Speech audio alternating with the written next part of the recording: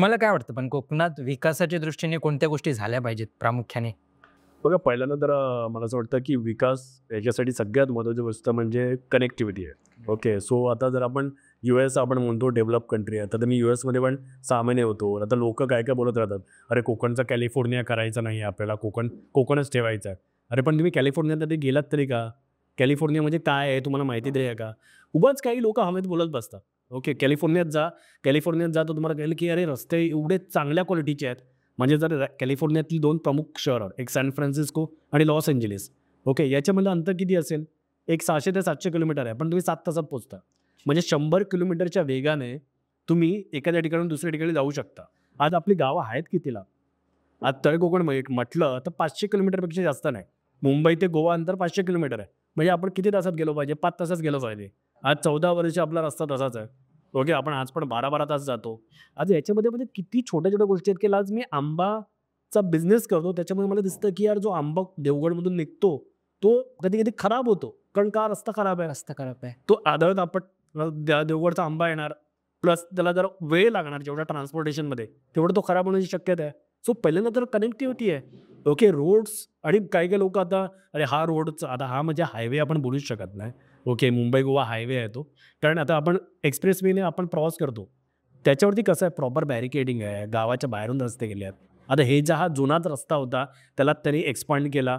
Okay. त्याला proper असं काही व्हिजन ठेवून तो काय हायवे बनवलेला नाहीये. आता अजून एक हायवे बोलतात ग्रीनफील्ड हायवे आणि एक कोस्टल हायवे. तर त्यावेळी तरी आय होप सो की प्रॉपर तो गावाच्या बाहेरून असेल. कारण आता जे पण नॉर्थमध्ये जे पण रस्ते झालेले आहेत, तर ते गावांच्या बाहेरून झालेले आहेत. ती गाडी एकदम सुसाट निघून जाते त्याच्यातून.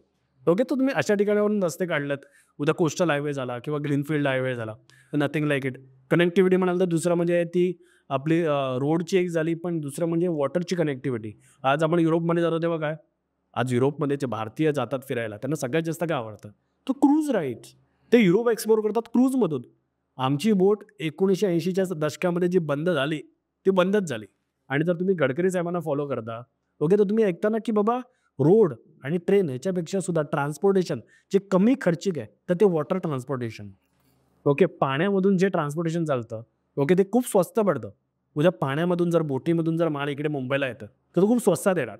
ओके. आणि त्याच्याशिवाय त्याच्यामधून टुरिझमला किती मोठ्या प्रमाणात वाव मिळेल. सेम थिंग ट्रेन आहे. ट्रेनची कनेक्टिव्हिटी वाढली पाहिजे. दुपटरी झाला पाहिजे हल्ला ट्रेनचा. फ्लाईटचा पण आता बोलूया नको कारण चिपी एअरपोर्टची काय अवस्था आपल्याला माहिती आहे. सिंधुताई जिल्हावासी जरा मोपाने येत आहेत, पण रत्नागिरी जिल्ह्याला आज पण एअरपोर्ट नाही आहे. सो मेन तर कनेक्टिव्हिटी आहे. पण त्याच्याशिवाय सुद्धा जो माइंडसेट आहे. ओके. सो मला असं वाटतं माइंडसेट हा खूप महत्त्वाचा आहे. आता कोकणातल्या लोकांनी माइंडसेट त्याचा चेंज केला पाहिजे. तर त्यांनी एंटरप्रेन्योरशिप याचा विचार केला पाहिजे, की बाबा आपण कशाप्रकारे कोकणामध्ये बिझनेसेस डेव्हलप करू शकतो आणि सस्टेनेबल लाईफस्टाईल पण त्याच्याबरोबर सस्टेनेबल बिझनेसेस डेव्हलप केले पाहिजेत. आणि असा तुटपुंजा विचार का करायचा मला कळत नाही. ओके. म्हणजे ते पु. ल. देशपांड्यांच्या नेहमीच पुस्तकामधून आलेलं आहे, की कोकणी माणूस असा एकदम थोडा-थोडा आपला समाधानी आहे वगैरे. मी म्हणतो कोकणी माणसाने समाधानी राहून बरीच वर्ष झाली. त्याने आता असमाधानी राहायला पाहिजे. ओके. आपण कोकणापुरता नवा विचार का करायचा? कारण कोकणामध्ये जर एखादा प्रोडक्ट आहे, आता कालच माझी एक मीटिंग झाली JW मॅरिटला. तर त्या जे समोरची माणसं होती त्यांना कोकणामध्ये इंटरेस्ट होता. ओके. पण त्यांना कोकम हे महाराष्ट्रात विकायचंच नव्हतं. त्यांना ते दुबईला घेऊन जायचं आहे. कोकम सरबत किंवा ते नॉर्थच्या पट्ट्यामध्ये विकायचं. सो आपण असा का नाही विचार करत, की आपल्याकडे ज्या इंडस्ट्रीज आहेत किंवा जे प्रोडक्ट्स आहेत किंवा अशा प्रकारचे बिझनेसेस आणू, जे कुठे ना कुठेतरी जगभर जाते. ओके. एक मोठी इंटरनॅशनल कंपनी फॉर्म होईल. आज आपण अदानींना शिव्या घालू किंवा अंबानींना शिव्या घालू. पण आज ते गुजरातच्या मातीतून निघालेले आहेत मुंबईत राहतात. मुंबईमध्ये पण त्यांचं कॉन्ट्रिब्युशन आहे. पण आज त्यांनी त्यांची जी बिझनेसेस आहेत, तर ते गुजरातच्या बाहेर घेऊन गेलेत, महाराष्ट्राच्या बाहेर घेऊन गेलेत. ते जगभर झाले आहेत. आज अदानीच्या खाणी ऑस्ट्रेलियामध्ये पण आहेत आणि साऊथ आफ्रिकेमध्ये आहेत. तर त्या अनुषंगाने आपण तसे विचार केले पाहिजे. आपण माइंडसेटचा विचार केला पाहिजे, की आपण म्हणजे एखादी हॉस्पिटॅलिटी कंपनी स्टार्ट केली किंवा रिअल इस्टेट कंपनी स्टार्ट केली. ती अशी का नाही आपण विचार करू शकत, की बाबा अशी रिअल इस्टेट कंपनी आता तरी मी कोकणातून स्टार्ट करेन. पण ती उद्या जगामध्ये काम करेल. म्हणजे सो त्या माइंडसेटने जर तुम्ही काम केलात, ते सगळ्यात जास्त महत्त्वाचं आहे कोकणच्या डेव्हलपमेंट आणि त्यातून मग प्रत्येकाला वेगवेगळे मार्ग सुचतील. ओके. आज मी या क्षेत्रामध्ये मला जसं जमतं, मला जसं कळतं त्या अनुषंगाने मी वेगवेगळे बिझनेस डेव्हलप करतोय. कोणतरी येईल तो वेगळाच काहीतरी बिझनेस काढेल. ओके. आणि जरुरी नाही आहे, की प्रत्येकाने फक्त ॲग्रीकल्चर रिलेटेड बिझनेस केले पाहिजे. ओके. सो बघा सर्व्हिस रिलेटेड बिझनेस करायला काय प्रॉब्लेम आहे? उद्या जर IT पुण्यामध्ये क्रिएट होऊ शकते, तर ते रत्नागिरीला का नाही क्रिएट होऊ शकत? उद्या जर रत्नागिरी आहे कितीला मुंबईपासून, ओके, हार्डली 200-250 किलोमीटर. जर रस्ता चांगला झाला तर 2.5 तासामध्ये तुम्ही मुंबईतून तुम्ही रत्नागिरीला येऊ शकता. खूप चांगलं मोठं शहर आहे, त्याच्या आजूबाजूला प्रचंड जागा आहे. का ना IT कंपनीज तिकडे येऊ शकत, का ना मॅन्युफॅक्चरिंग रिलेटेड कंपनीज तिथे येऊ शकत. मॅन्युफॅक्चरिंग म्हणजे मी असं म्हणत नाही की बघा, मी पण जो रिफायनरीच्या वेळी पण जो मुद्दा घेतला ते म्हणत होतो की यार ओव्हरऑल डेव्हलपमेंट तर करा. ओके, बाकीचे डेव्हलपमेंट लागले तर असे हे प्रोजेक्ट आपल्यावरती लादले जाणार. ओके, आणि मग उद्या त्याच्यामध्ये दुसरा पण हा मुद्दा तर की देशासाठीचा गरज आहे. देशासाठी एक कोणाला मारायला आवडत नाहीत, पण सैनिक शेवटी देशासाठी मारायला जातोच ना. ओके, तो त्याचा मृत्यू होतो ना त्याचा तिथे सीमेवरती, मग आपला लॉस आहे ना त्याच्यामध्ये. ओके, मग देशासाठी एखाद्या गोष्टीची गरज आहे ना, तर ती करणं आवश्यक आहे. त्यावेळी मग आपण जे लोकल इंटरेस्ट आहेत ते बाजूला ठेवले पाहिजे. ओके, पण ते प्रोजेक्ट वगैरे राहू दे बाजूला, पण आधी manufacturing related, service related projects हे कोकणामध्ये आले पाहिजे. तर त्याचं पण आपण स्वागत केलं पाहिजे. त्यासाठी जे बेसिक इन्फ्रास्ट्रक्चर आहे ते डेव्हलप झालं पाहिजे. आज आपल्या सिटीजची अवस्था काय आहे? ओके, सिंधुदुर्ग जिल्ह्याचं पॉप्युलेशन किती आहे? 8 लाख पण नाही. ओके, म्हणजे नावाला फक्त 8 लाख आहे, पण त्यातले राहतात किती लोकं? त्यातले 2 लाख तरुण असतील तर ते सगळे मुंबईला आले. नावाला फक्त त्यांचा आधार कार्ड गावाला आहे. सगळी म्हातारी माणसं आहेत. मग का कोणी तिथे जाऊन बिझनेस सेटअप करणार आहे मॅन्युफॅक्चरिंग रिलेटेड, सर्व्हिस रिलेटेड? आज सिंधुदुर्ग जिल्ह्यामध्ये कुठे आहेत? म्हणजे मूव्ही थिएटरच नाही आहेत. आता सावंतवाडीला एक छोटी-छोटी मल्टिप्लेक्स झालेत. का तिकडे कोण मल्टिप्लेक्स टाकणार नाही, तिथे कोण डीमार्ट टाकणार नाही.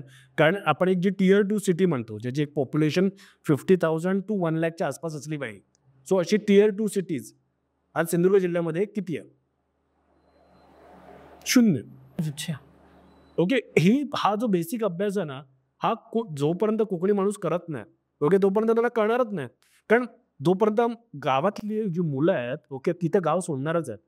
कारण गावातल्या मुलींना गावात राहायचं नाहीये. कारण त्यांना ज्या एक फॅसिलिटीज हव्या आहेत, ज्या बेसिक लाईफस्टाईल हवी आहे, ती त्यांना गावामध्ये मिळतच नाही. सिंधुदुर्ग जिल्ह्यामध्येच मिळत नाही. त्यांना मुंबईचा रस्ता धरावा लागतो. बरोबर. पण जर सिंधुदुर्ग जिल्ह्यामध्ये ॲटलिस्ट एक 2 ते 3 सिटीज ज्या टियर 2 सिटीज आहेत, ज्या डेव्हलप झाल्या, ज्याचे पॉप्युलेशन 50,000 आहे, ऑब्व्हियसली तिथे डीमार्ट येणार, ऑब्व्हियसली तिथे एक मॉल येणार, ऑब्व्हियसली तिथे एक मल्टिप्लेक्स येणार, ऑब्व्हियसली तिथे ब्रँड येणार वेगवेगळे, ते सेटअप होणार. आणि मग जर मला कणकवलीमध्ये मिळतंय, तर मी कशाला मुंबईला येऊ? मग मी राहतो ना, मी आचऱ्यामध्येच. मी आचऱ्यावरून कणकवलीला अपडाऊन करेन ना, मी तासाभरामध्ये जाईन ना. But then we need those big cities also. आज कणकवलीचे पॉप्युलेशन किती आहे? 13,000, 14,000.